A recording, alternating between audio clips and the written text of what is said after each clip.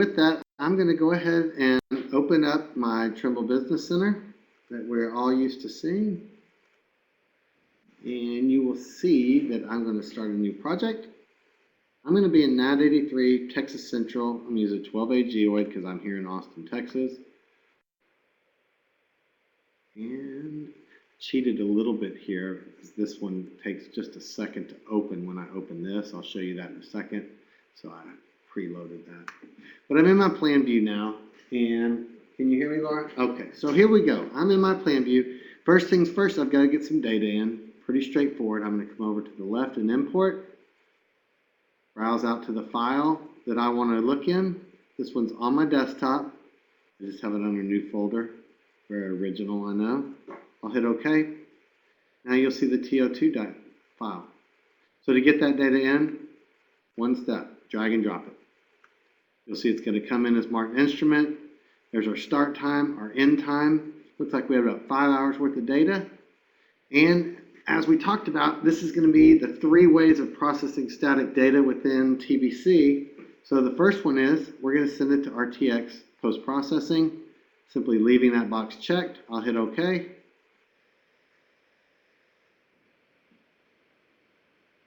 And you can see that it's processing away. You can see I have some older files here that I had done in the past. I'm not worried about those. Close. Using up some time while we're waiting in post-processing.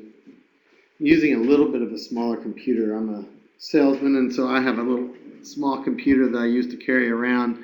Normally when I'm doing hardcore processing, I'll go and find my counterpart, Michael Ramirez, use his computer, as it's much, much quicker than this.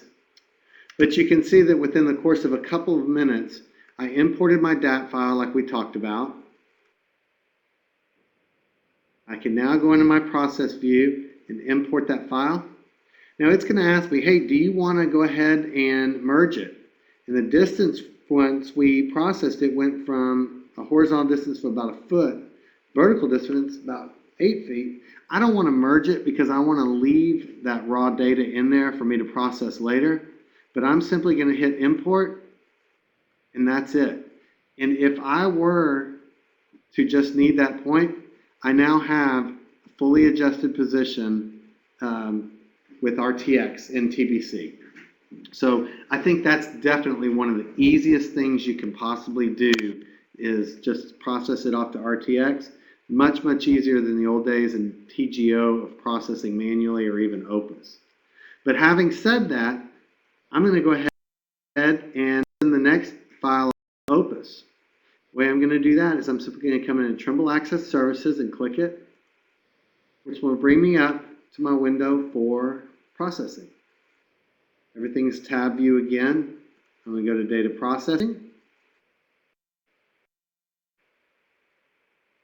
Slowly, but it's actually going out to the NGS website and opening all of the sites that I need. So pretty straightforward. It's asking me to select a file that at some point or another is going to send off to NGS online, which could be Opus static or Opus rapid static, the Canadian positioning, or Australia. But to do that, I'm going to browse out. There's that same file. You'll notice I'm in the desktop, new folder, selecting the static data, bringing it in. I'll hit next. Hello, Susan. You're on the World Wide Web when I say hi to you as well. Go on here in a second. We're uploading the file now. Slow computers, as I said. And you'll see that this data, we know it was about 5 hours worth of data. So the website will actually go out and knows that it wants to go to static. If this had been a 15-minute to up to about an hour and 59 minutes worth of data, we would actually send it to Opus Rapid Static, so it is able to differentiate. I'll hit next. It's now going to give me the ability to review the file and make sure I have it correct. We were using an R7 with the Zephyr Geodetic 2. We measured the bottom of the antenna mount, the 0 height. because this was on top of our building. Hello, Melissa. I'm mentioning you on the World Wide Web too. And now I'm going to tell it to send off to me at bobbyh@martininstrument.com. And I'm sending. It's processing my request, and it's done.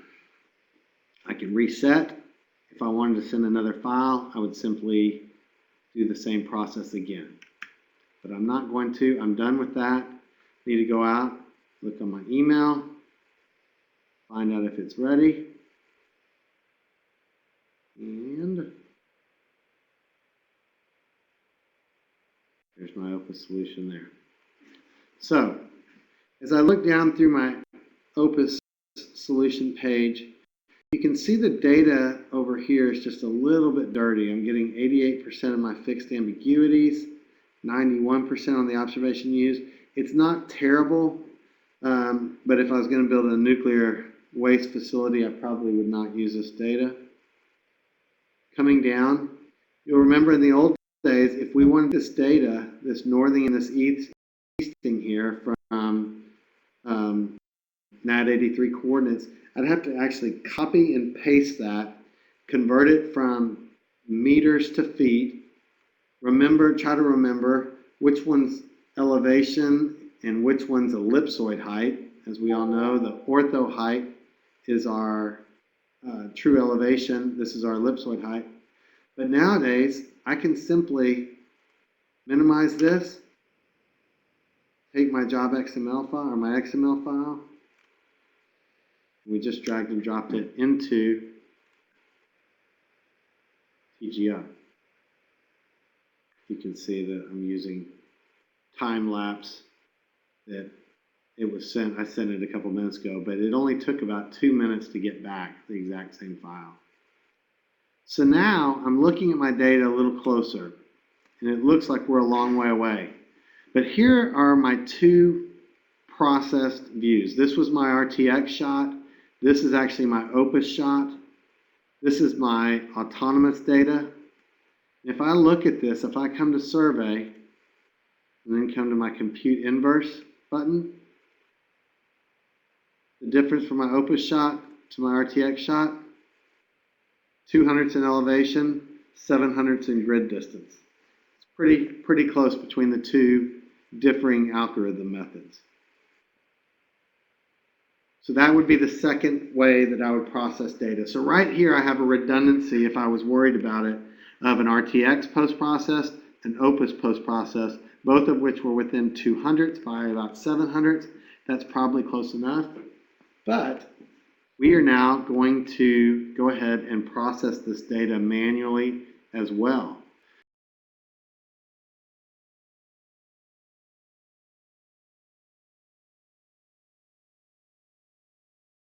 Business Center creates this as a control point.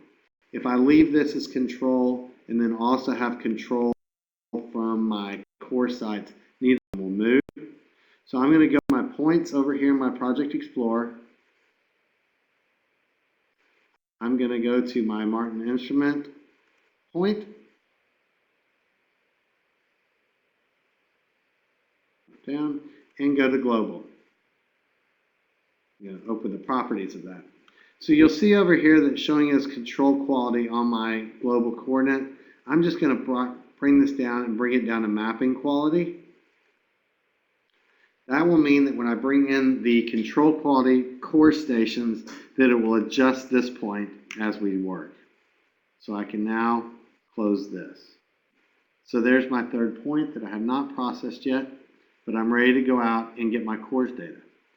So very straightforward. I'm going to come to Internet Download, and it's going to open up this screen. You can see that in the past, I've already downloaded multiple core stations around where I live. Here's Taylor, Bastrop, and Austin. You can see Galveston and Lamarck for some Houston work I did earlier. San Antonio and Bernie, same thing. If you want to download your reference stations, it's incredibly easy. You'll come here to Internet Download Configuration, and you'll just say New Site. I'll accept that. At this point, all I have to do is select the site that I want to download. I'll select it and hit OK. You'll notice that in all of my sites over here that they are all the TX and then the lettering convention for where they're at. These, I don't know why, but these are the sites that download the easiest within Texas at least. So that's what I'll be going ahead and using. If I wanted text.austin, I would hit OK. It would name it, hit OK again. And now it's ready to import as well. So there would be that site.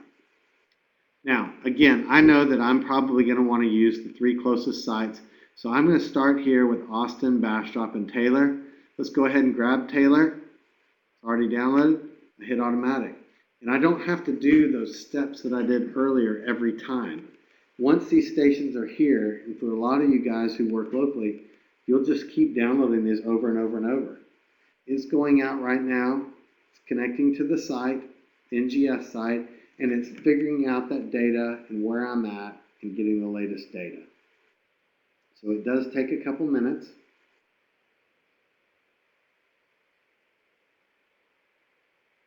Slowly but surely. Slowly but surely. While this is downloading, I will also mention we are having an open house, giving Laura a shout for some of the work that she's doing as our new marketing director. We're having an open house Friday, October 3rd. We'll be here from 3 to 5.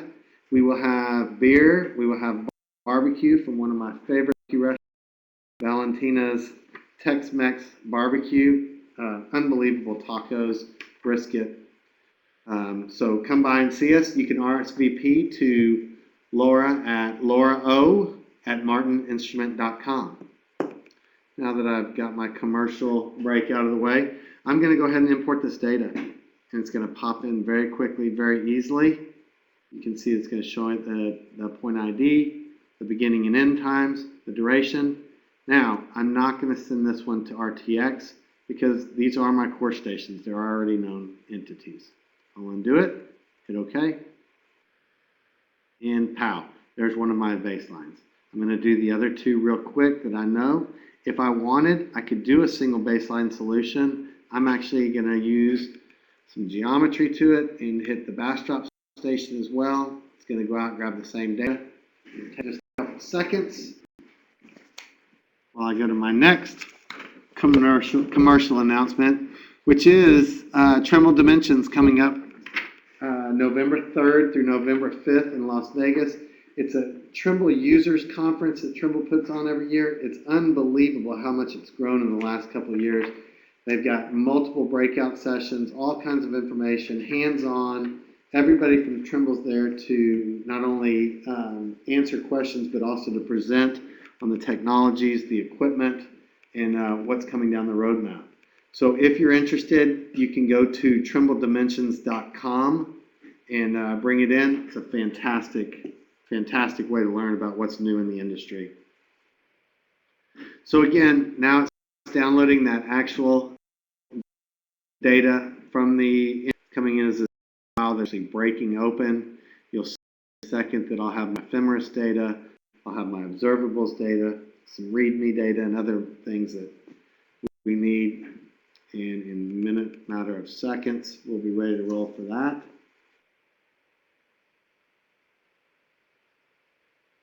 Here we go.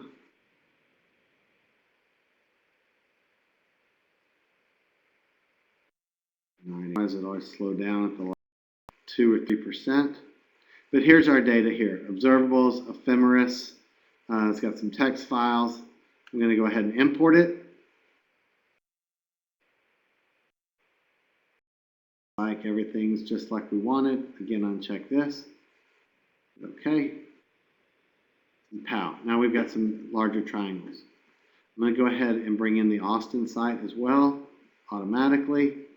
6 hours, excuse me. It's downloading. Now, a couple things that I am going to need to do here is, if I'm going to want to weight these vectors equally, I would want to, well, actually, I want to weight them based on their distance. I'm going to come up into my project settings. I'm going to go to my computations, And rather than a single observation, which if I leave this alone, will only process it against the closest to the best solution, I'm going to change that to a weighted mean of like observations. So based on the distances of those vectors, it will weight the static observations. I'm going to go ahead and hit OK. And now it will adjust based on those distances.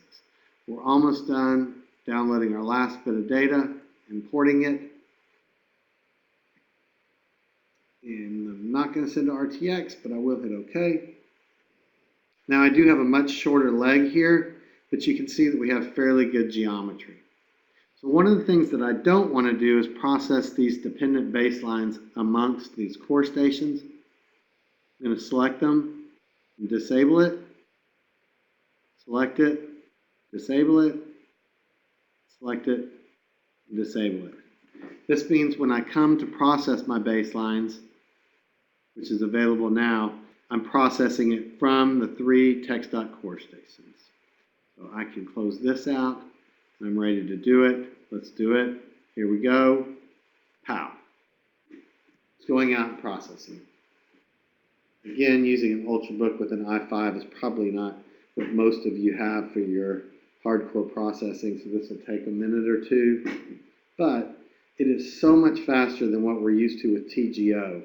Having to go out and manually import all the data, have to manually process the baselines. This has made it easy for people to do these manual processing. And the nice thing about it is that now I can easily have 3 redundancies and confidence in my static data, that it's not just one form of processing to get my answers. Here we go. You can see that my horizontal precisions look pretty tight, my verticals as well. RMS is low. Let's go ahead and save it. Now you can see I've got fixed baselines, much like what RTK looks like. Just because I'm old school, I am going to hit my process. I don't think you need to. But now I'm ready to actually zoom in and look at my manually processed data next to the others. Looks pretty close to me. So again, I'm going to come to my compute inverse. And from Opus to Martin Instrument, I manually processed, I'm out 100th by about 200ths of elevation. And from Martin Instrument to my RTX point, I'm out 400ths by 600ths. Pretty tight work. At this point, I'm done. I've got 3 different methods of processing static data. I think I'm in pretty good shape. If I did want to average my points, I could come, if I can ever find it, create an average point of those 3. I'm just going to call it 100 for giggles. No feature code. I'm going to select my points here. Compute.